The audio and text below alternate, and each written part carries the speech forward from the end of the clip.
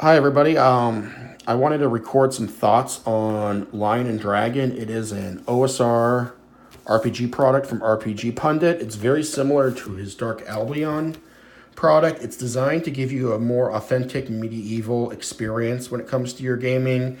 And it's supposed to kind of take close to the Hundred Years' War and the War of the Roses.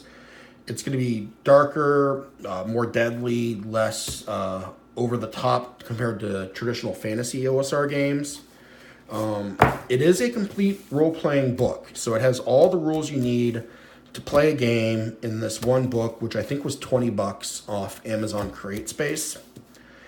And it is compatible with other OSR games. So for me, I really like Sword and Wizardry. That's kind of how I prefer to play my D&D type games nowadays, and it really doesn't take any effort. It's black and white, 2-column layout.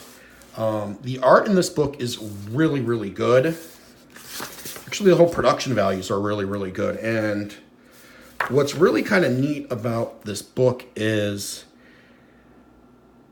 it's so modular, and you can kind of take different pieces from it and apply it to different sorts of games. It doesn't necessarily have to be a more realistic medieval game.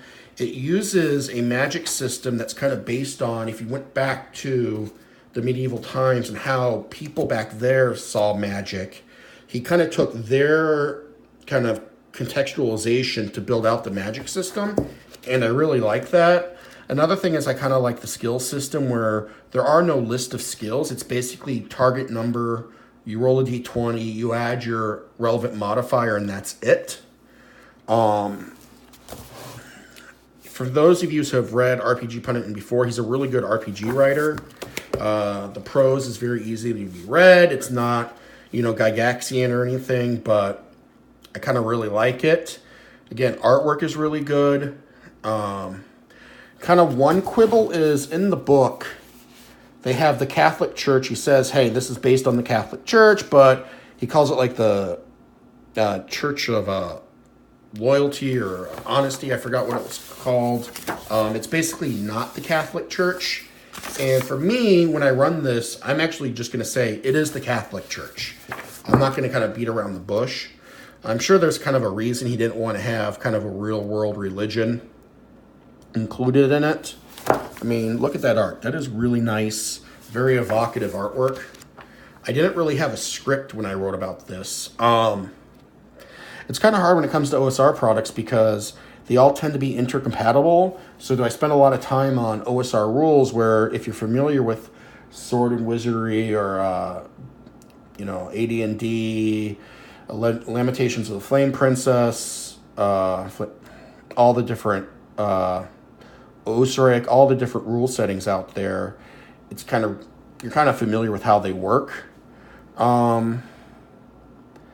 The reaction roles are actually something that I would actually use in other settings. So generally, my fantasy game of choice is Palladium Fantasy.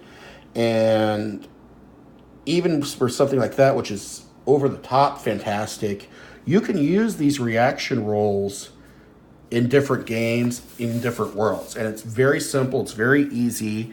It's a very light playing system. One thing I kind of wish you would have had was not an Appendix N type, here's what you need to read, because I don't really like Appendix N fiction, but I kind of wish he would have had, for further reading, to kind of give more context and depth to the world.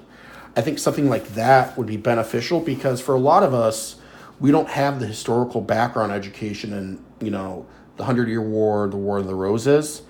I've seen Henry VI, the Shakespearean play, but that's about it. And I know Wikipedia, it's not that difficult, but when it comes to kind of playing a more realistic or more true to the period game, I know on RPG site there was kind of a discussion about, well, what would a group actually do? And the book does a good job of kind of giving you some adventure seeds, and just because it's supposed to be somewhat realistic, if you go back then, people believed in dragons and goblins and things, and he's got stats for, realistic animals that people would do battle with, like, bears and boars, but he's got dragons and elves and these sorts of things, because it was a superstitious period and they believed in these things. You could include those in the game but still be a, more deadly or more dirty or gringy world to represent kind of that realism that was there.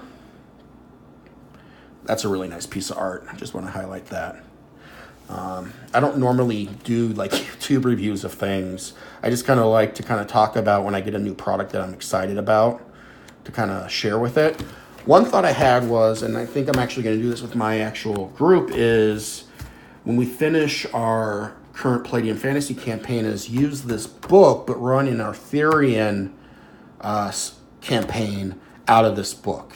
And I think it would be really easy to do. I'm already familiar enough, and all my players are, with the Arthurian legends, so we could all jump in, get to it, and the medieval period kind of fits with what most people think of the Arthurian legend period, so that's kind of neat. Everything's already there. I'm a Catholic, so I'm very familiar with some of the Catholic history or Catholic mythology of the period, so we can actually use that to intertwine into the campaign. So I'm kind of excited for that. So I think that's where I'm going to go first. If you already have Dark Albion, a lot of the material, it's not a reprint or a repackaged material. Like the magic system seemed pretty similar. It might be different, and I'm sure I'll get corrected because it's been a while since I read Dark Albion. But tonally, it's very similar. I think this, because it is a complete game, is really useful if you thought about getting into the OSR and you haven't know where really to get started. Lots of times OSR games are just, this is the system and there's no setting or tailoring around the setting for the game. This has that. So if you're looking to actually pick up or get into the OSR, I think actually this is a really great product to get in with. It's $20 on Amazon. It comes in a perfect bound print-on-demand book. Really well done. Really good art. Really easy to be read. I really like it. I'm hoping that Pundit kind of does some supplemental products with it. He has a magazine that he advertises here in the back. And again, I'm holding an iPhone as I do this. And if I kind of decide to do more of this, I'll get a tripod. But he's got this website, which for his RPG, or RPG Pundit Presents.